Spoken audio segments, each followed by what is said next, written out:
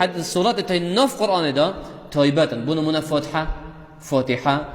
نف صورات القرآن همية دا تايبات يا خويا هاي بنمونا الشفاية درجة كش درجة رحمة فد بيتفا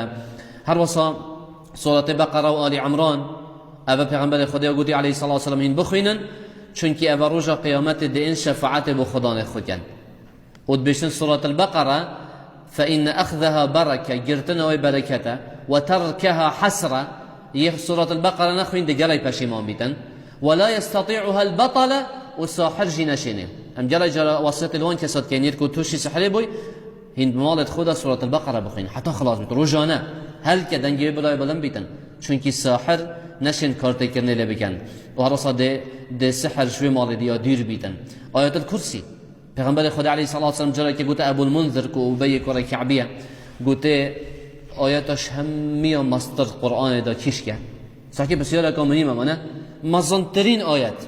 نف قرآن خردا کیش که کو سر 6000 آیات قرآن ده هی نفوان 6000 آیات هزار که ابی کره کعبیه کیش که جای گریتن اینا گوته ای قصد خدا و پیغمبر ویش ترزان ادب کرد بیشتن و روش صحابی ابو اگر تشک حتی زانی باشی زبزینت آخفتن بلکه پیغمبر علیه الصلاة والسلام به تشکش زانی نوی پتر بیشیدن لما گوته خدا و پیغمبر بیشتر زانی وقت جارا کادی دوباره کردی جارا کادی معنای دیار بو پیغمبر حس کردن او بیشیدن لما اویجی وقت صح کردی پیغمبر دوباره کرد علیه الصلاة والسلام گوته ای قصد خدا مازنترین آیت الله لا اله الا هو الحي القيوم آیت الکرسیه تو زانی گوت پیغمبر چرا میکرد علیه الصلاة والسلام گوتی دست خدا کرد خلصنجي مدى بس خلصنجي مدى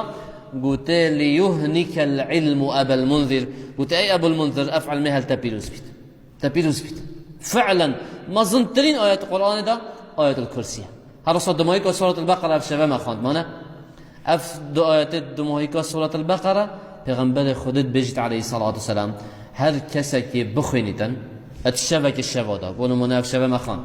هر کسی که شبکی الشوا وان دعاتا بخوینتن کفتاه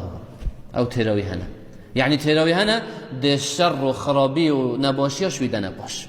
سورة الكهف هر کسی که 10 آیات دست بکا سورة الكهف آن دماهی که سورة الكهف جبر کد دش فتنا دجالیت پاراستن جبر کد نوی خاندن نوی ده بوتا بیتا روناهیش و خود به حتی خود بابه سورة الملك پیغمبر خود بیش علیه صلی اللہ علیه وسلم سورة که 30 آیاته هر کسی که بخوینیتن گویی ظلامه که صورتها خان و جاء صورتها ما به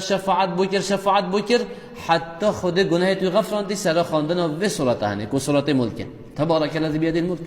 صورت اخلاص تو سه جا بخوینی هر وقت قرآن ختم کردی او بتنه هندی خیرات سه کا قرآنه هر دو قل اعوذ برب الناس قل اعوذ برب الفلق افد صورة التاني پیغمبر بیش علیه الصلاة والسلام من ندیت یا وکی وان دو صورتا بخیر و برکت بو من هاد بنخاره قل اعوذ برب الفلق قل اعوذ برب الناس كتت بارزنش خرابية انسو اجنة وشفاء جبون ساخي